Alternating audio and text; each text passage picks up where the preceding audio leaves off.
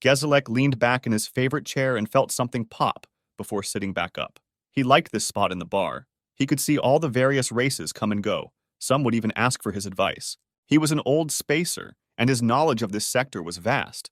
It said he visited almost every system and most inhabited planets in his 170 galactic years. And some of the young would ask for stories of his adventures.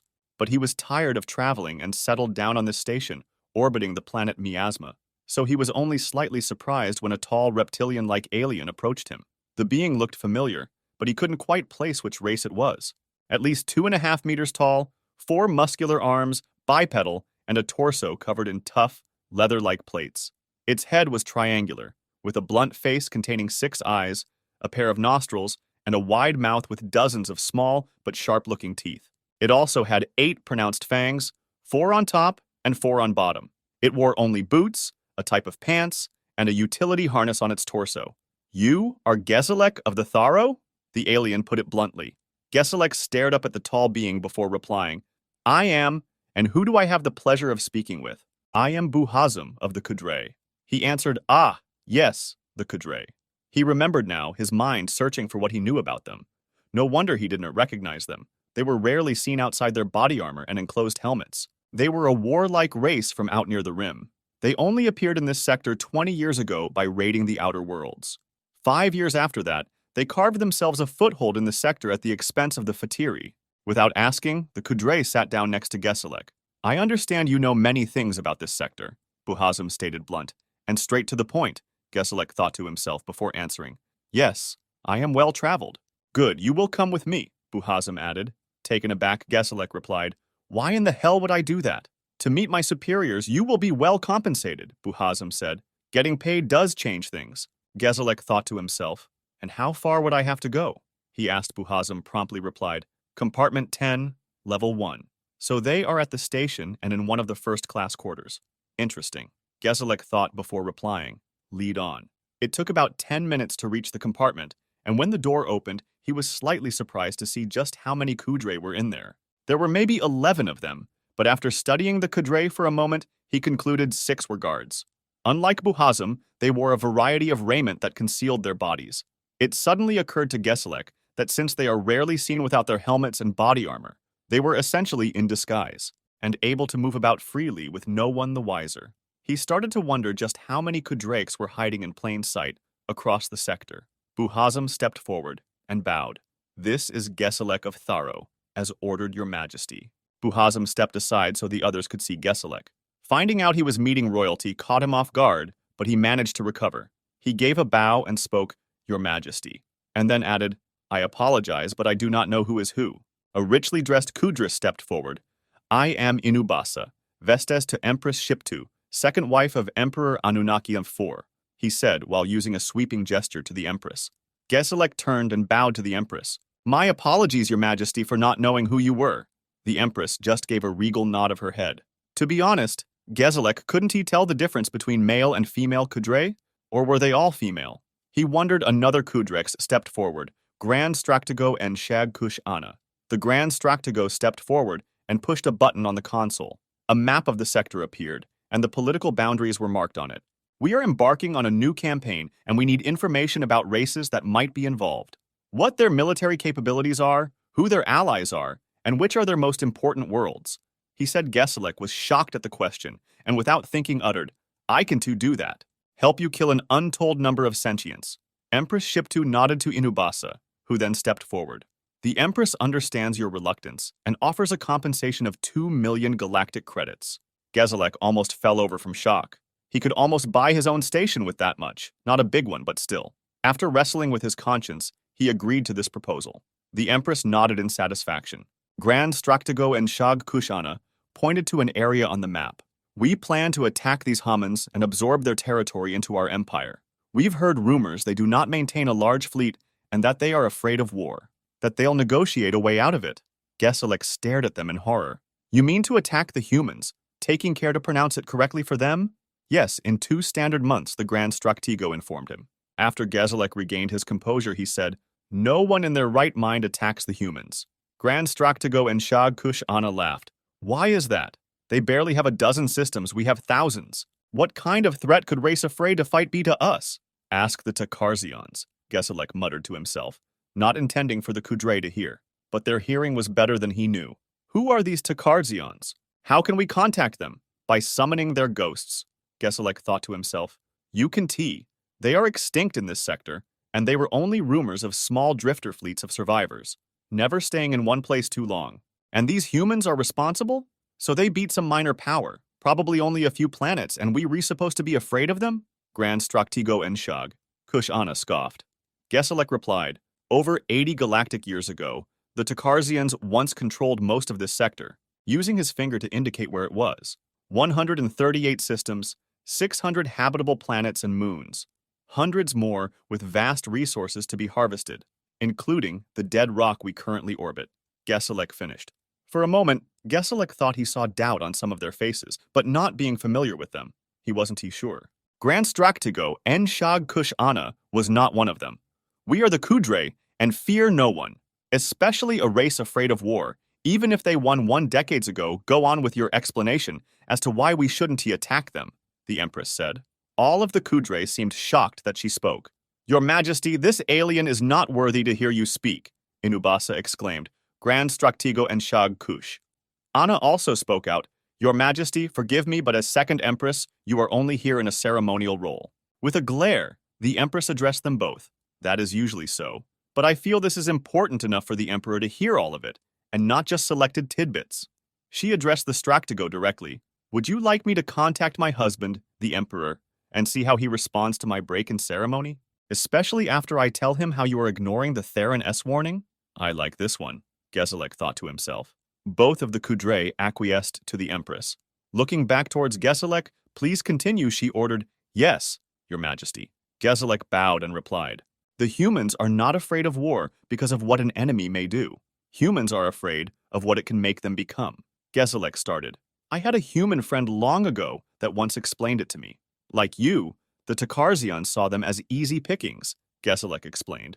The humans were new to the galactic community and had just started to expand out of their home system. And when the Takarzians found out just how much time passed between the humans' first steps into space and how it took almost 2 centuries to leave their home system, they assumed they weren't very smart either. I found out from my friend later that it took them so long to leave their cradle because they had been warring amongst themselves almost the entire time. Gesalek stressed. The Empress spoke up again. So they were fighting a civil war that whole time? No, Your Majesty, they were never a single government in the first place.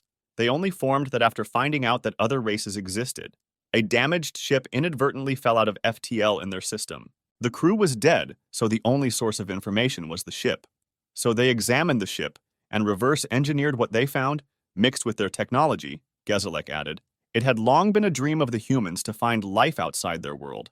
So they were ecstatic to meet other races. They explored, they traded, they shared knowledge freely. So they were caught off guard when a Takarzian fleet entered their home system and attacked them without warning. The humans suffered enormous casualties at first, but they weren't helpless, Gesalek said. They fought wars amongst themselves for almost their entire existence, and they were very good at it.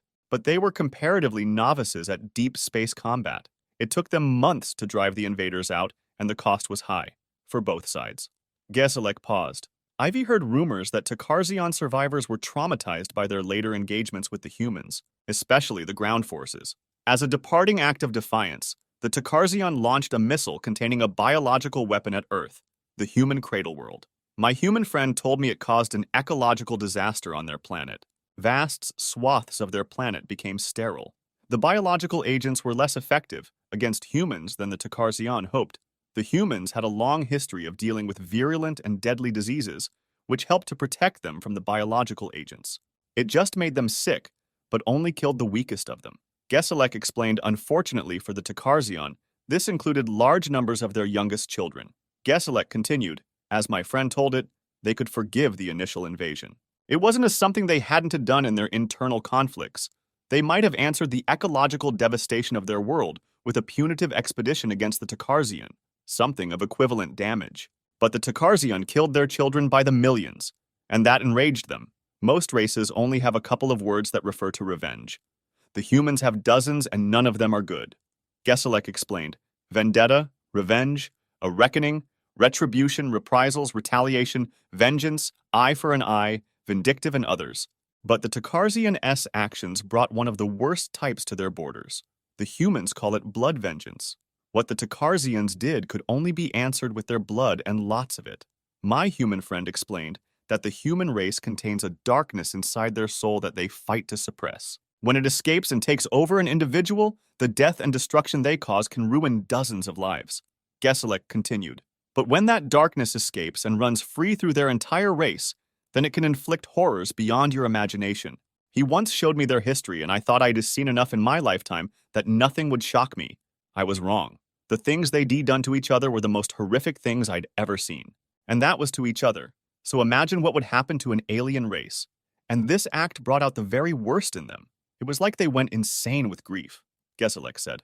They combined the things learned from captured Takarzian technology with their own. These new warships were black as night with wings to make them look like some kind of nightmarish bird. Their body armor was jet black with the helmets stylized into monstrous faces. Not just things from their nightmares, but from the Takarzian too. They called this part of psychological warfare. Geselek shuddered at the thought. They attack their opponent's minds, not like a psychic or something, but by bringing your deepest fears to life.